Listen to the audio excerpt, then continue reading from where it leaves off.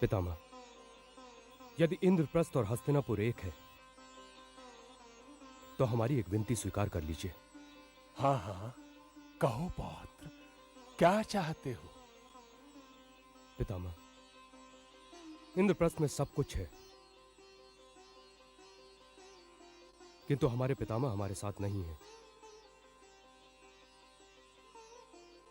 इंद्रप्रस्थ की ये प्रतिष्ठा, ये गौरव आपके बिना अधूरा है पितामह।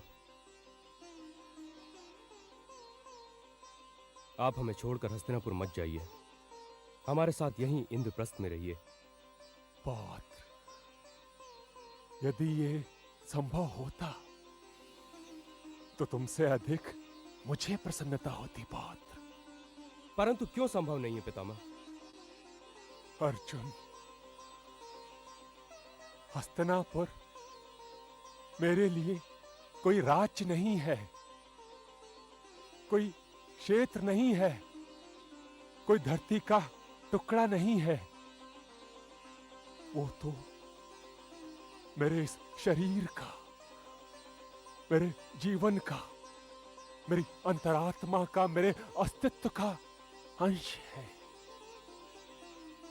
न मैं हस्तिनापुर छोड़ सकता हूं और ना ही हस्तिनापुर मुझे छोड़ सकता है।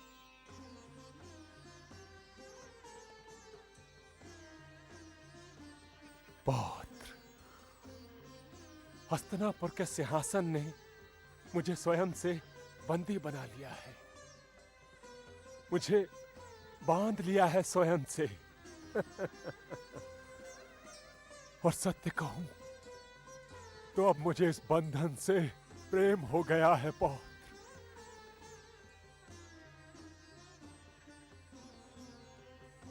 यदि मैं इस बंधन से मुक्त हुआ तो मेरा कोई अस्तित्व नहीं रहेगा। पितामह, तो फिर एक कार्य कीजिए पितामह, आप कुछ समय यहां पर रहिए और कुछ समय हस्तिनापुर में रहिए। मैं तुम दोनों को इस समस्या का इससे भी सरल और सुंदर समाधान बताता हूं। वो क्या पितामह?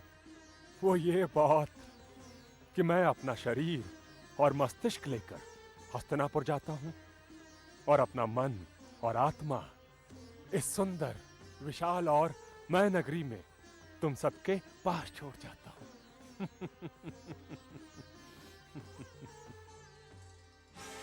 समाप्त भी करो अब।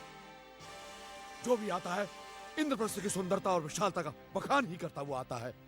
इंद्रप्रस्थ ऐसा है, इंद्रप्रस्थ वैसा है। वो तो अच्छा है हम जानमान हैं, नहीं तो हमें भी देखना पड़ता कि इस धरती पर हस्तिनापुर से भी सुंदर कोई नगरी है, कोई भवन हस्तिनापुर के राजभवन से भी विशाल है। पुत्र दुर्योधन, आज्ञा पिताश्री। हमारा मन अब यहाँ पर एक क्षण के लिए भी नहीं लगता है। चलो हम हस्तिनापुर चलें।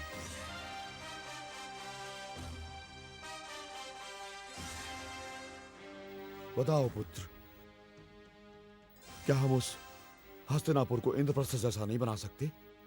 अवश्य बना सकते हैं, क्यों नहीं बना सकते। मैं हस्तिनापुर को इंद्रप्रस्थ से भी सुंदर नगरी बनाकर दिखाऊंगा पिताश्री, देखना आप। तो फिर चलो यहां से। नहीं पिताश्री, आप सब लौट जाएं। मैं कुछ समय यहां रुकना चाहता हूं। भ्राताश्री, आप क्यों रुकना चाहते हैं?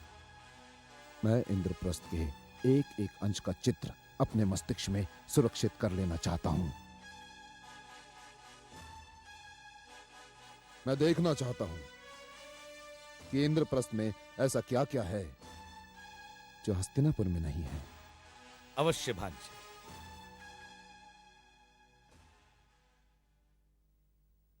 लो, राजकुमार भीमसेन आ गए। आओ पुत्र, आओ।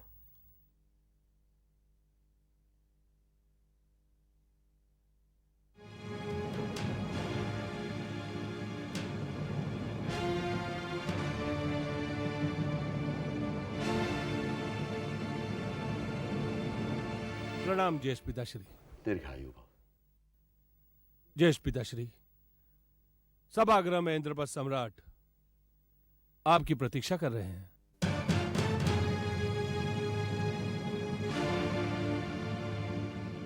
मैं आपको लेने आया हूं। चलो पुत्र। चलिए।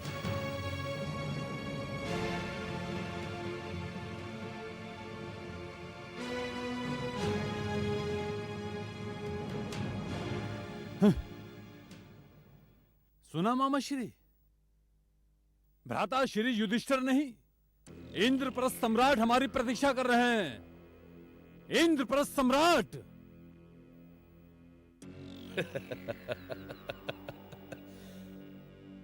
वो तो तुम अपने भ्राता भीमसेन को धन्यवाद करो भांजे कि उसने केवल इंद्रप्रस्थ सम्राट कहा।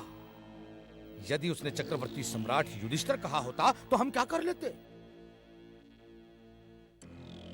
वैसे भी राजसूय यज्ञ के उपरांत वो इस उपाधि का प्रयोग तो कर ही सकता है, क्यों भांजे?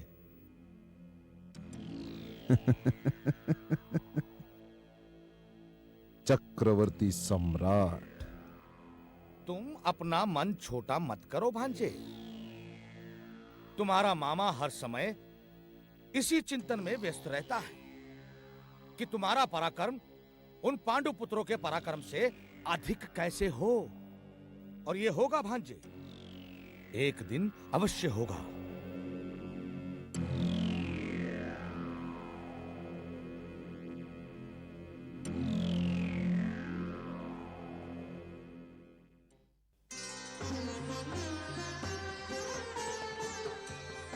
स्वागत है महाराज, आपका स्वागत है। हस्तिनापुर सम्राट ने अपनी चरण धूलि से इंद्रप्रस्थ की सभागृह को पावन कर दिया है।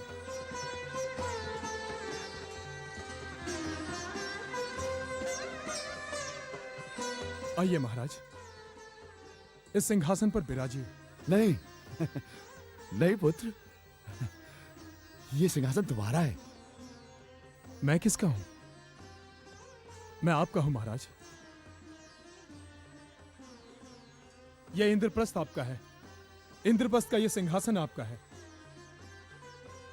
आप एक बार इस सिंहासन पर विराजेंगे तो यह सिंहासन सदा के लिए पावन हो जाएगा।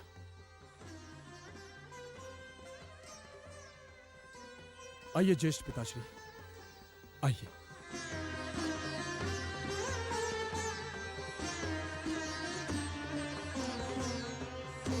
विराजिए।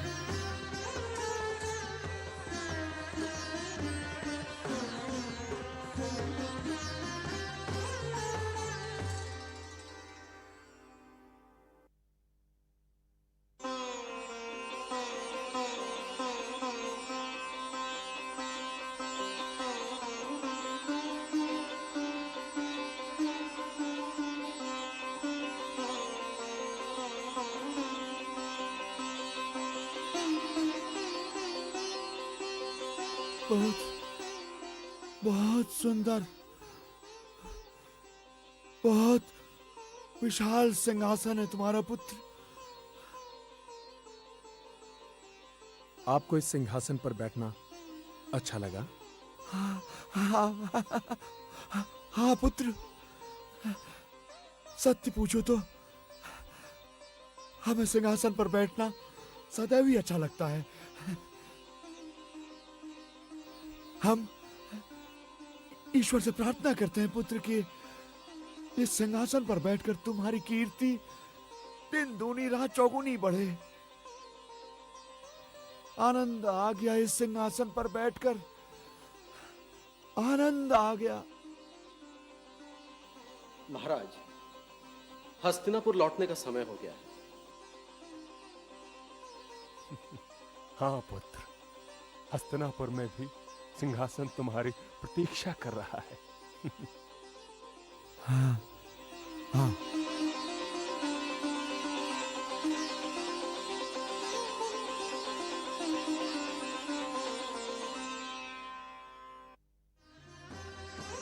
आइए महाराज।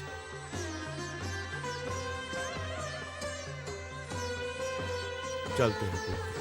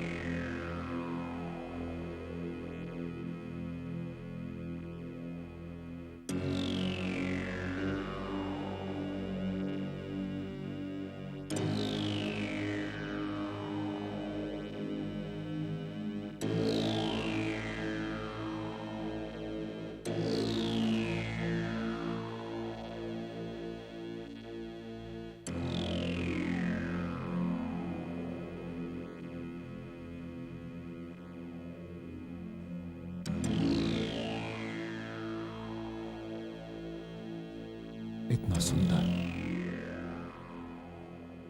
इतना भव्य, इतना विशाल, इतना अद्भुत भवन तो कदाचित संसार में कहीं बना ही नहीं, कहीं नहीं बना।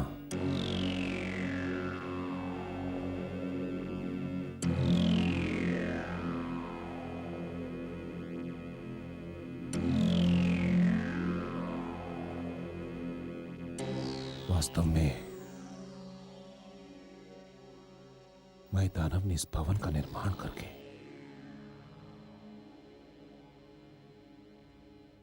निपुणता की चरम सीमा को छू लिया है।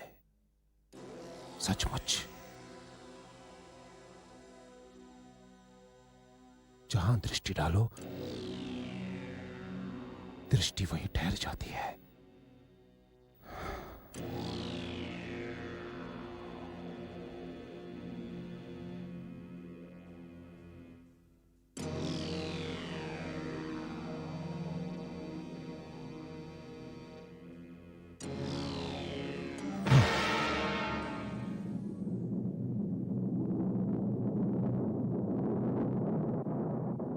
यहां तो अंगारे बिछे हैं।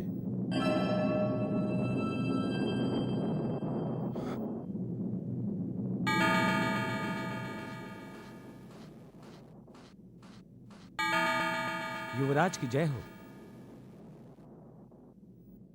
आइए युवराज, यहां पर अग्नि नहीं है,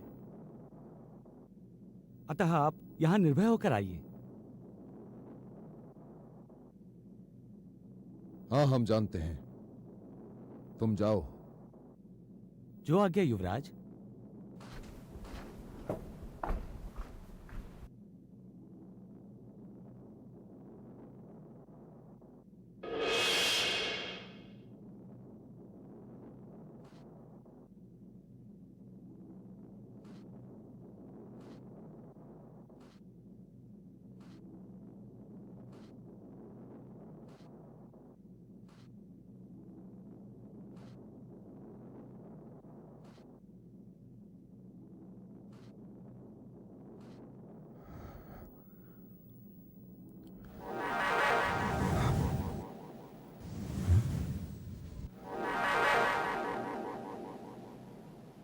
ये तो अग्नि का भ्रम दे रही है।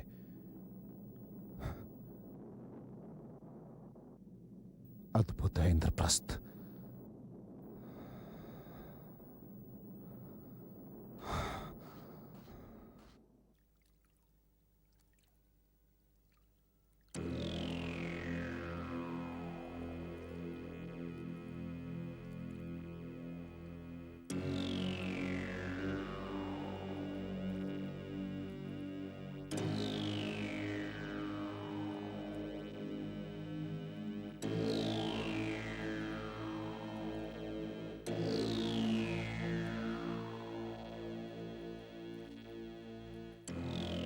हस्तिनापुर युवराज का स्वागत है।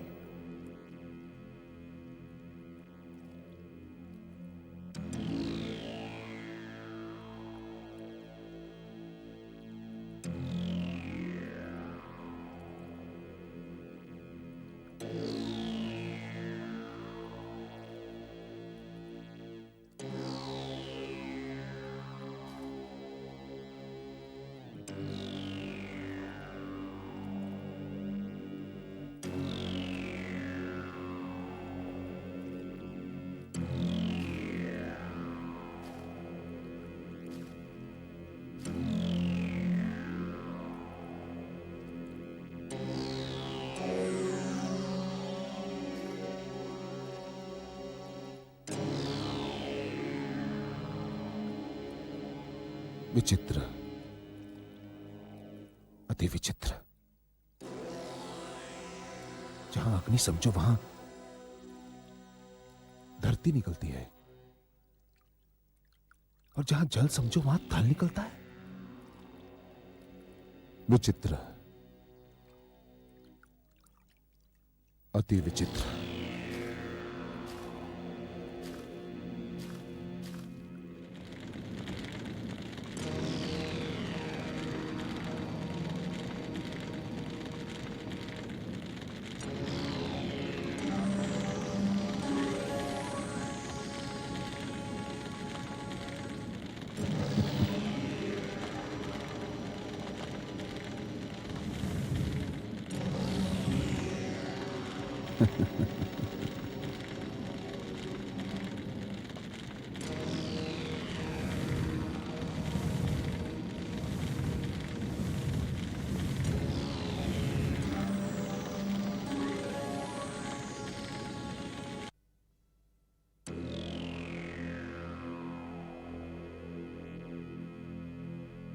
सावधान युवराज, आगे जल है। जानते हैं, जाओ।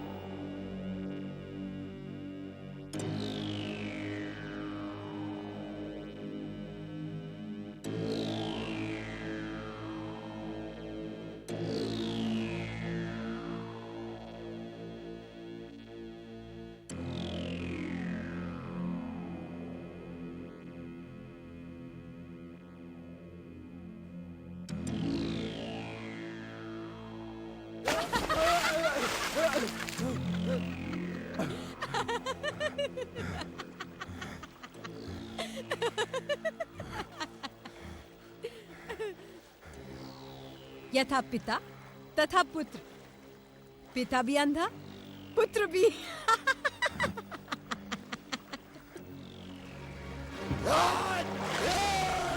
द्रौपदी!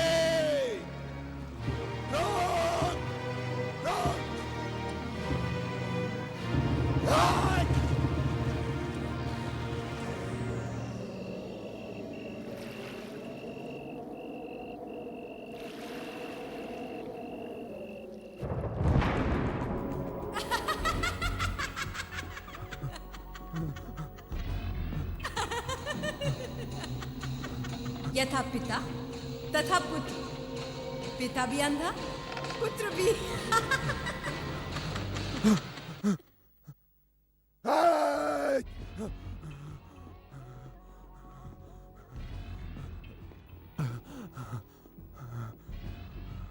क्या हुआ भांजे? कोई भयानक स्वप्न देख लिया क्या? हाँ मामा श्री, बहुत भयानक स्वप्न। किंतु वो स्वप्न नहीं था,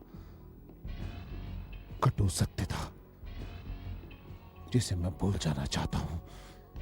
किंतु मैं जानता हूं कि मैं उसे भूल नहीं पाऊंगा, कभी नहीं। किंतु हुआ क्या? मुझे तो बताओ प्रिय भांजे। मामा श्री, इंद्रप्रस्थ में मैं सभा नहीं है। यहां तो चारों ओर माया जाल फैला हुआ है। अच्छा, कैसे? मामा श्री, मैंने धरती समझकर एक स्थान पर पांव रखा तो वहां धरती नहीं थी, वहां जल था। और तुम उस जल में जा गिरे? हाँ हाँ हाँ मामा श्री, मैं उस जल में जा गिरा। मेरा शरीर सर से पांव तक भीग गया। वो जल सूख जाता, बस जल को भूल जाता। किंतु जब उस पंचपति का द्रौपदी ने विषैली हंसी लेकर कहा कि यथा पिता तथा पुत्र, यथा पिता तथा पुत्र, कि पिता भी अंधा और पुत्र भी। और मामा श्री, तब मेरी आत्मा अपमान में डूब गई, जो कभी नहीं उभरेगी। मामा श्री, द्रौपदी के हंसी का विष मेरे जीवन से कभी नहीं निकल पाएगा, कभी नहीं निकल पाएगा। उसने तुम्हारा अपमान किया? उस द्रौपदी ने तुम्हारा अपमान किया? हाँ मामा श्री, उस स्त्री ने मेरा अपमान किया जो 5 पतियों में बटी हुई है। 5 पतियों में बटे है वो।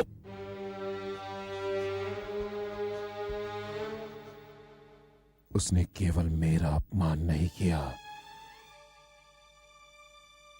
उसने मेरे पिता हस्तिनापुर नरेश महाराज धृतराष्ट्र का भी अपमान किया है मामाश्री।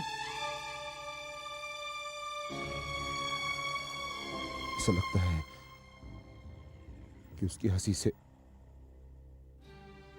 मैं कभी पीछे नहीं छुड़ा पाऊंगा, कभी नहीं छुड़ा पाऊंगा। उठते बैठते सोते जागते उसकी हंसी मेरे मस्तिष्क में दिन रात गूंजती रहेगी, दिन रात।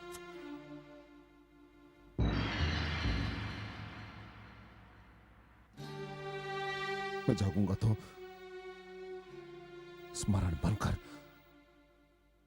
उसकी हंसी मेरे मस्तिष्क को झटके देती रहेगी। सोऊंगा तो स्वप्न बनकर मेरे समक्ष आती रहेगी, सदैव मेरे समक्ष आती रहेगी। मामाश्री, ऐसा लगता है कि ये दृश्य अब मेरे जीवन का अंग बन गया है।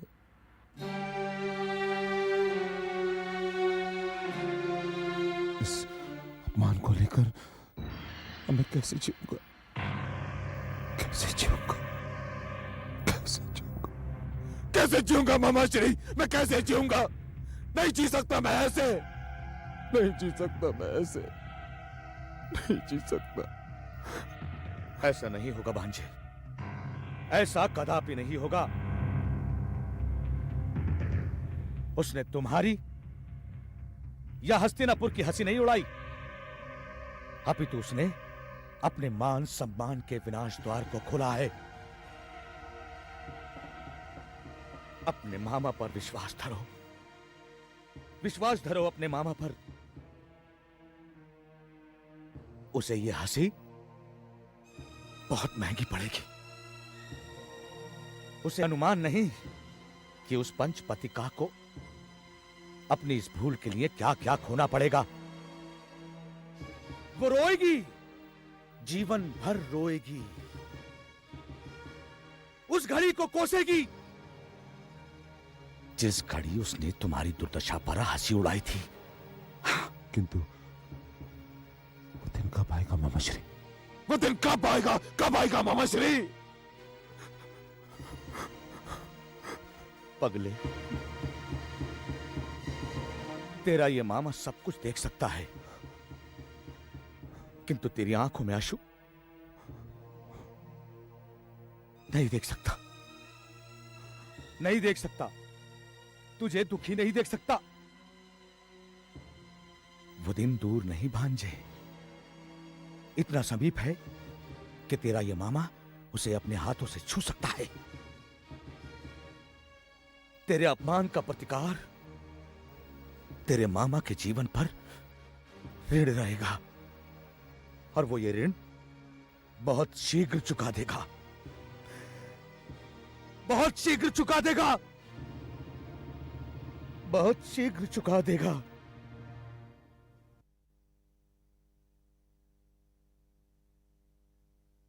बधाई हो, महारानी सुभद्रा ने सुंदर पुत्र को जन्म दिया है।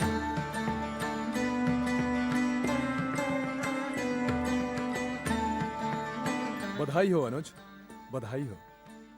ईश्वर करे कि तुम्हारा पुत्र तुमसे भी महान धनुर्धर सिद्ध हो। बधाई देने का मन तो मेरा भी कर रहा है, परंतु क्या भीम? परंतु जब तक लड्डुओं का पूरा थाल ना हो, ना तो बधाई देने का आनंद आता है और ना ही लेने का, है ना बड़े भैया? अरे स्वामी, आप कहाँ चले? पुत्र दर्शन को व्याकुल हैं भ्राताश्री। इन्हें जाने दो पांचाली, अब इन्हें पुत्र देखे बिना चैन नहीं आएगा। उसकी कोई आवश्यकता नहीं। सुभद्रा के कक्ष में मेरे अतिरिक्त कोई नहीं जाएगा। स्वामी, धीरज रखिए। मैं आपके पुत्र को आपके ही नेत्रों से देखकर आती हूँ और बताती हूँ कि वो आप पर गया है या अपनी जननी सुभद्रा पर, या फिर अपने मातुल श्री कृष्ण पर।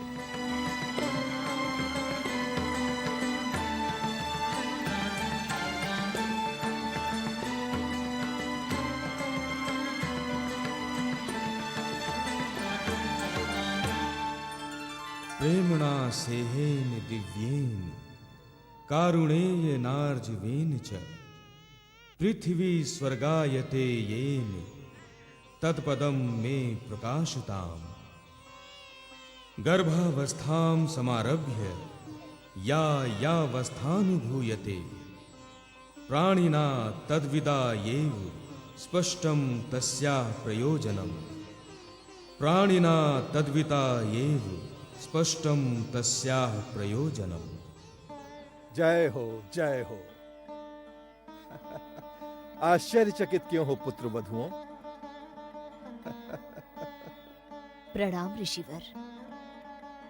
आयुष्मान भव, सदा सुखी रहो।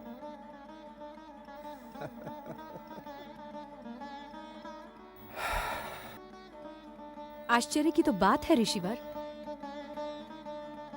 शिशु शांत है, किंतु श्लोक स्पष्ट सुनाई दे रहा है, जैसे कि ये स्वयं बोल रहा हो।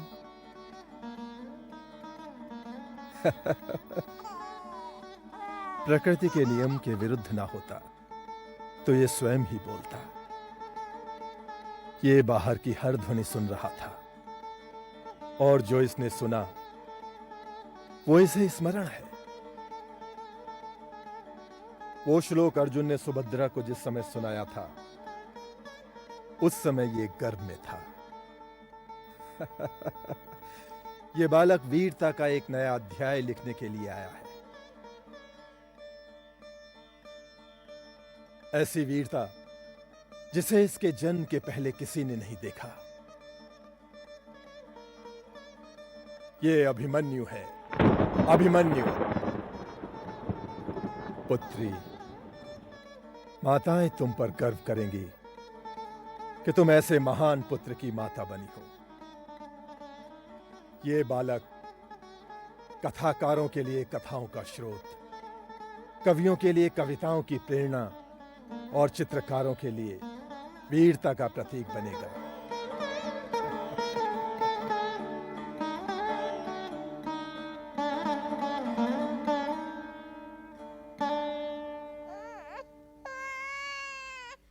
मेरे नन्हे राजकुंवर। बधाई हो सुभद्रा। इस वंश को कुलदीप देने की बहुत बहुत बधाई हो। तुम्हारा शिशु बहुत प्यारा है। मेरा शिशु? नहीं दीदी, मैंने तो इसे आपके लिए जन्म दिया है। ये तो आप ही की गोद में रहेगा।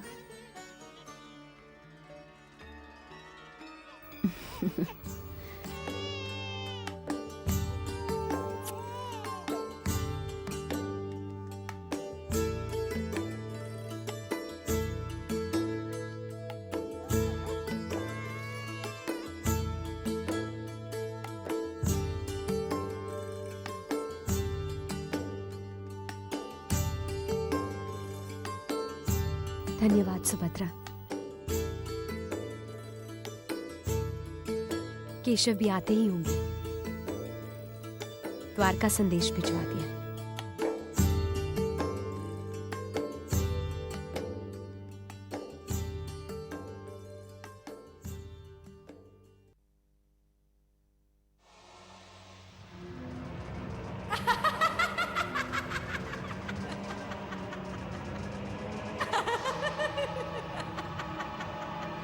यथा पिता तथा पुत्र, पिता भी अंधा पुत्र भी।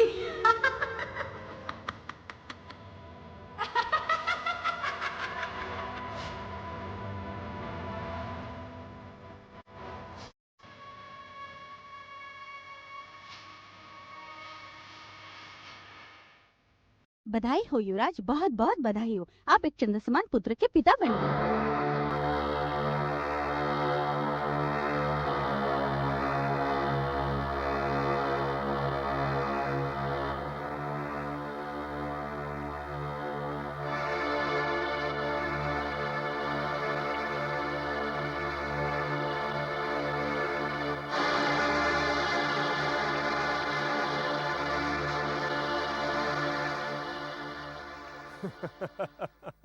वे दूर, मेरे हर्ष और प्रसन्नता की कोई सीमा नहीं है।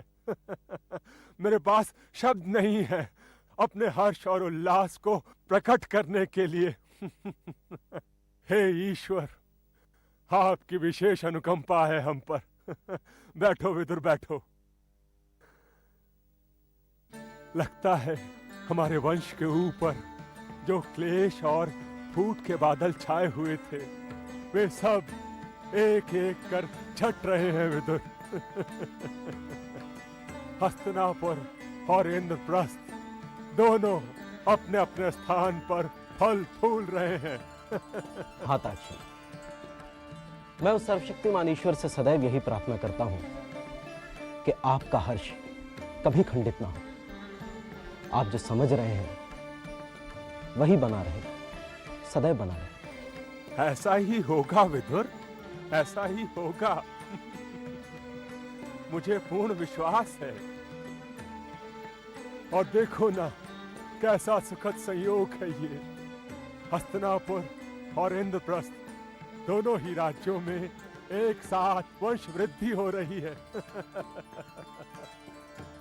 एक ओर हमारा पौत्र अर्जुन पिता बना, तो दूसरी ओर दुर्योधन को भी पुत्र रत्न की प्राप्ति हुई। किंतु हैं तो दोनों एक ही वृक्ष की दो शाखाएं, एक ही वंश के दो भाग। विदुर, उन दोनों के पुत्र हैं तो हमारे ही कुल के दीपक। विदुर, इस वंश वृद्धि से मैं गदगद हो गया हूं। हे ईश्वर, आपका कोटि कोटि धन्यवाद, धन्यवाद।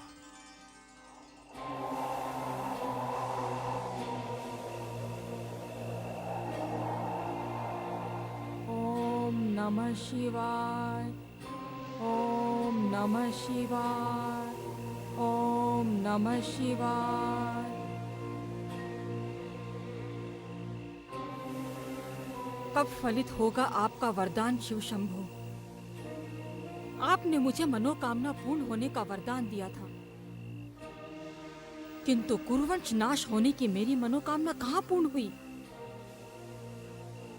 उधर कुरुवंश की वृद्धि हो रही है और मेरी निराशा बढ़ती जा रही है। कब होगी मेरी प्रतीक्षा की समाप्ति? कब होगी मेरी प्रतिशोध की पूर्ति? मेरी सहायता कीजिए प्रभु, मेरी सहायता कीजिए शिव शंभु, मेरी सहायता कीजिए उमापति,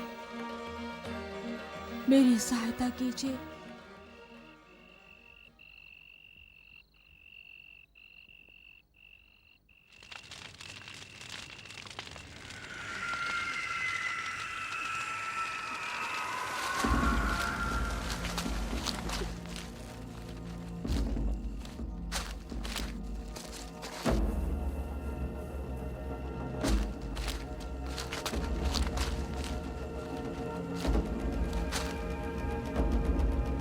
कौन?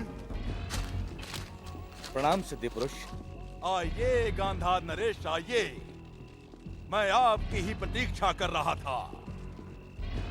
मुझे वो सिद्धि प्राप्त हो गई है नरेश, जिसके द्वारा आपकी मनोकामना पूर्ण हो जाएगी। ये लीजिए, और इस अस्थि से अपने चौसर के पासे बनवाइए नरेश। धन्यवाद। और हाँ, ये पासे केवल आपके हाथ और उसकी वाणी का आदेश ही मानेंगे, जिसे आप चाहेंगे। और हाँ, ये पासे कभी भी उल्टे नहीं पड़ सकते नरेश। मैं आपका सदा आभारी रहूंगा। मैं आपको क्या दे सकता हूं? यदि मैं आपको कुछ दूं तो कैसे? आप तो संसार का परित्याग कर चुके हैं।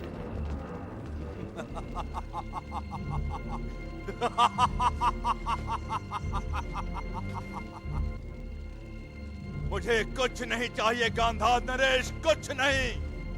किंतु एक बात का ध्यान रहे कि अस्थि से बने इन पासों का प्रयोग बहुत ही सोच समझ कर करना।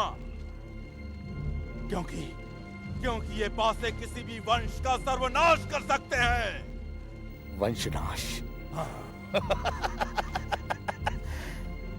ऋषिवर, मैं आपके इस वचन को सदा स्मरण रखूंगा। मैं इसे कभी नहीं भूलूंगा और इन अस्थियों से बनाए हुए पासों को मैं बहुत सोच समझकर प्रयोग करूंगा, बहुत सोच समझकर।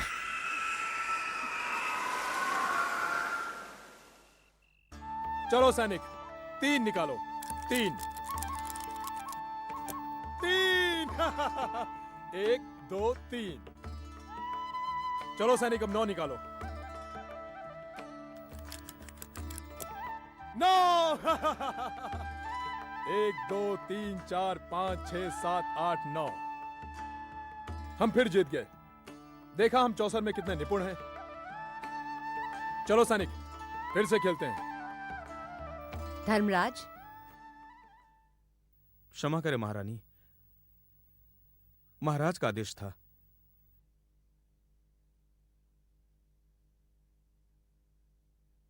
ये आप क्या कर रहे हैं? चौसर खेल रहा हूं। तुम तो जानती हो पांचाली, जब मैं बहुत प्रसन्न या उत्तेजित होता हूं तो मेरा मन करता है कि मैं चौसर खेलने बैठ जाऊं। चौसर मेरी दुर्बलता है। ऐसी भी क्या दुर्बलता कि मनुष्य अपनी मर्यादा भूल जाए? क्या एक चक्रवर्ती सम्राट को यह शोभा देता है कि वो अपनी दुर्बलता से विवश होकर एक साधारण सैनिक के साथ खेलने बैठे? वास्तव में तो मैं तुम्हें बुलाना चाहता था, किंतु जब मैंने देखा कि तुम और अन्य व्यस्त हो तो मैं सैनिक के साथ बैठ गया। अब तुम आ गई हो तो चलो बैठ के 1-2 हाथ खेलते हैं। जी नहीं, आप तो जानते ही मुझे द्यूत क्रीड़ा से घृणा है। मेरा वश चले तो इस चौसर को मैं आग लगा दूं। मैं तो केवल ये कहने आई थी कि महर्षि व्यास जा रहे हैं, उन्हें विदा कीजिए। मैं तो भूल गया था। चलो।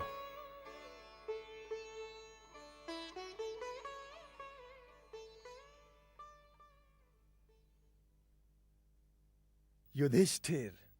प्रणाम महर्षि। यशस्वी भव, सदा सुखी रहो।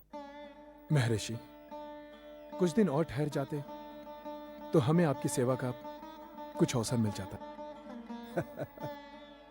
मैं वन जीवन का अभ्यस्त, यहां राजमहल में मेरा दम घुटने लगता है और वहां आश्रम में मेरे शिष्य मुझे ना पाकर व्याकुल हो जाते हैं।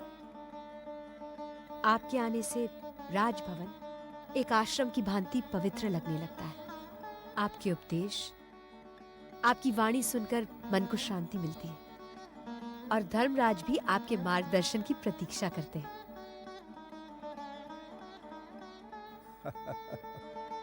सम्राट युधिष्ठिर स्वयं बहुत बुद्धिमान है, बहुत दूरदर्शी है, इसीलिए तो लोग इन्हें धर्मराज कहते हैं।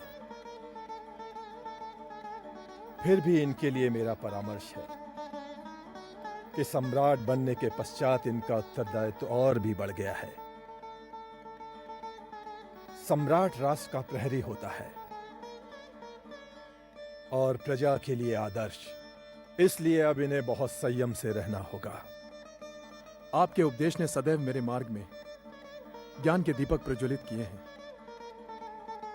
आदेश दीजिए महर्षि, अब मुझे क्या करना होगा? सम्राट बनने के पश्चात अब तुम्हारे चारों ओर प्रशंसकों की भीड़ होगी, जो तुम्हें प्रसन्न करने के लिए झूठी प्रशंसा के सेतु बांधने की चेष्टा करेंगे। ऐसे प्रशंसकों से सावधान रहना। सच्चा मित्र वो होता है जो झूठी प्रशंसा नहीं करता, बल्कि अनुचित कार्य होने पर टोक देता है। इसलिए प्रशंसकों और आलोचकों में से सदैव आलोचकों का आदर करना। मुझे आपका उपदेश सदैव स्मरण रहेगा। और ध्यान रहे, सम्राट की प्रतिष्ठा उसकी लोकप्रियता में होती है और इस लोकप्रियता के फलस्वरूप नित दिन तुम्हें नए नए प्रस्ताव मिलेंगे, नए नए निमंत्रण मिलेंगे। इसलिए किसी भी प्रस्ताव को मानने या ना मानने से पूर्व, किसी भी निमंत्रण को स्वीकार करने या अस्वीकार करने से पहले उसे भली भांति अपनी बुद्धि की कसौटी पर कसकर देख लेना। अपनी अंतरात्मा की पुकार को कभी अस्वीकार मत करना।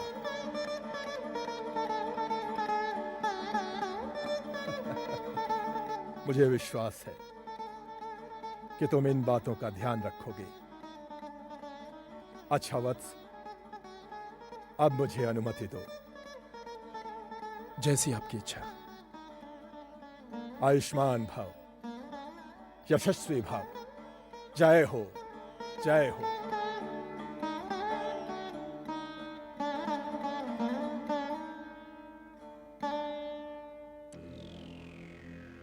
क्या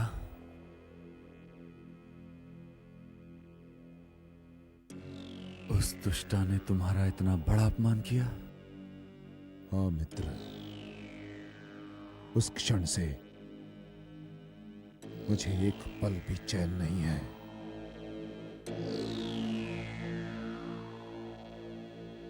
मेरे मन में ज्वाला भड़क रही है। मेरे मस्तिष्क में विस्फोट हो रहा है। मैं द्रौपदी की उस विषैली हंसी को जीवन भर भूल नहीं पाऊंगा, जीवन भर भूल नहीं पाऊंगा।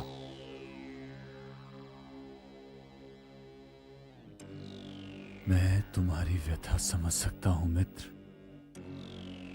वो नागिन मुझे भी डस चुकी है। मैं कैसे भूल जाऊं कि उसने अपने स्वयंवर में सबके सामने मुझे अपमानित किया।